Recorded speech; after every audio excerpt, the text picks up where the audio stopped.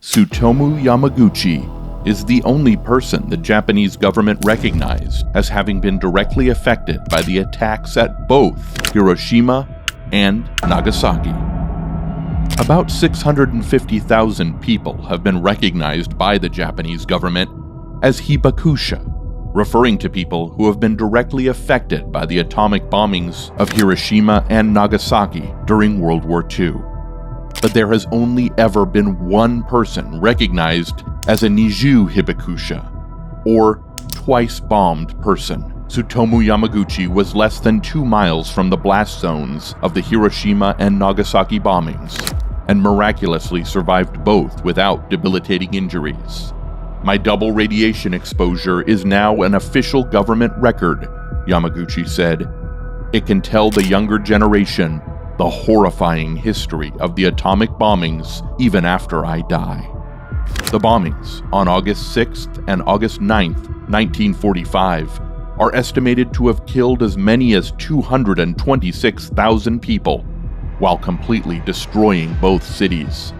Recently, there's been renewed interest in the origins of atomic weaponry due to the new Christopher Nolan film Oppenheimer, about physicist J. Robert Oppenheimer, the father of the atomic bomb. Yamaguchi lived another 65 years after the attacks, before dying of stomach cancer at age 93. For several decades, he didn't speak publicly about the devastation he witnessed, but in his final years, he felt it was his destiny to speak out against the horrors of nuclear weaponry. The reason that I hate the atomic bomb is because of what it does to the dignity of human beings, Yamaguchi told Military History magazine, according to several books and media outlets. Yamaguchi was born in Nagasaki, Japan, on March 16, 1916. In the 1930s, he began working as a draftsman for Mitsubishi Heavy Industries, designing oil tankers. He opposed his country's role in World War II and became so despondent about the war that he considered killing his wife and infant son with sleeping pills if Japan lost. Yamaguchi was in Hiroshima for a 3-month business trip when the city was bombed on August 6, 1945. It was the last day of his trip, and he was preparing to leave the city when he saw the American B-29 bomber Enola Gay fly over Hiroshima and drop an item carried by 2 parachutes.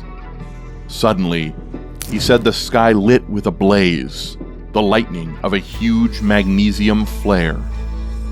Drawing upon his naval air raid training, Yamaguchi dove to the ground, rolled into the nearest irrigation ditch, flung his hands into his head, locked his fingers over his eyes, and jammed his thumbs into his ears. According to Hell and Back, The Last Train from Hiroshima by Charles Pellegrino. The ground roared and an ear-shattering noise ripped through the air, tossing Yamaguchi into the air as a fireball imploded overhead. He was dropped face first into a muddy furrow. The protective measures he took likely saved his life. A woman who had been walking beside him shortly before the blast disappeared altogether. "I think I fainted for a while," Yamaguchi said. "When I opened my eyes, everything was dark, and I couldn't see much. It was like the start of a film at the cinema before the picture has begun, when the blank frames are just flashing up without any sound." Surrounded by falling ash, Yamaguchi was temporarily blinded, and the explosion ruptured his eardrums and left him with serious radiation burns on his arms and face. He returned to Nagasaki the following day, encountering hellish scenes during his trip, including still burning fires, shattered buildings, and melted corpses lining the streets. Still wounded and heavily bandaged, Yamaguchi returned to work on August 9th, the day Nagasaki was bombed.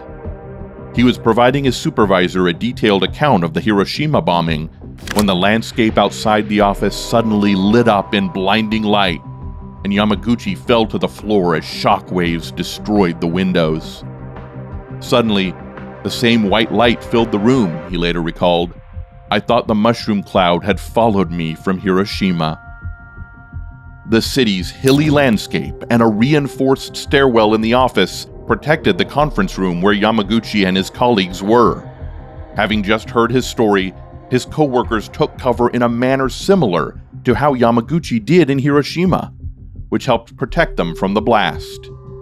Fearing his family's safety, Yamaguchi rushed home and was relieved to find his wife and son suffered only superficial injuries, though his wife was soaked in black rain and was poisoned, as their daughter later recalled. In the subsequent weeks, Yamaguchi suffered high fevers, severe hair loss, continuous vomiting, and other symptoms from radiation poisoning. Yamaguchi worked as a translator for Allied occupation forces after the war and taught school before eventually resuming his engineering career at Mitsubishi. He largely declined to discuss the bombings in public until the 2000s, when he became a vocal proponent of nuclear disarmament.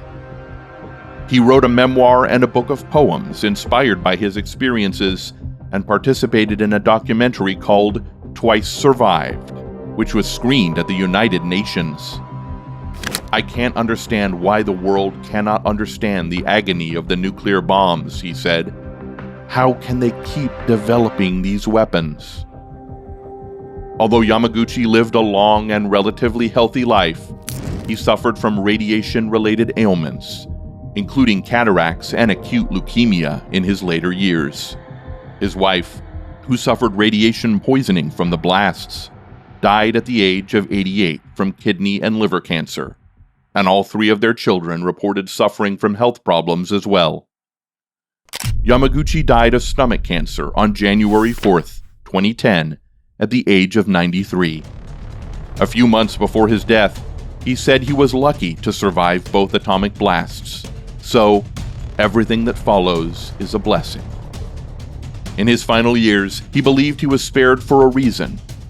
Having experienced atomic bombings twice and survived, it is my destiny to talk about it. Tsutomu Yamaguchi's life was an extraordinary testament to the resilience of the human spirit in the face of unimaginable horrors. He lived through two of the most devastating events in human history, the atomic bombings of Hiroshima and Nagasaki, and emerged as the only officially recognized twice-bombed person. His story, one of survival and determination, serves as a poignant reminder of the true cost of nuclear warfare.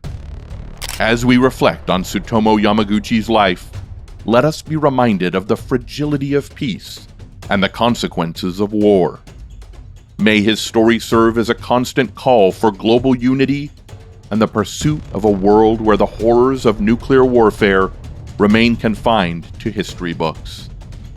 Let us honor his memory by working tirelessly towards a future where no one else will have to endure the suffering he witnessed and survived, a future free from the threat of nuclear destruction.